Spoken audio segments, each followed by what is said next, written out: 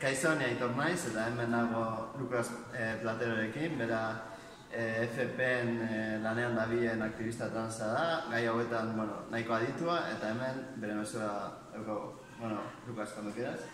Bueno, pues mi nombre es Lucas, soy profe de FP, como ha dicho el profe también, y quería mandar un mensaje a todos los chavales que cuando van al instituto a veces no se sienten bien y piensan que los demás se ríen de ellos y que dicen cosas.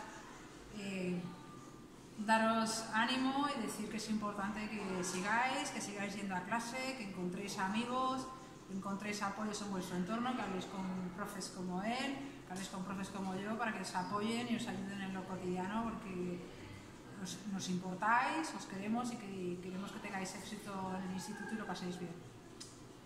Muchas gracias, Lucas. Un saludo.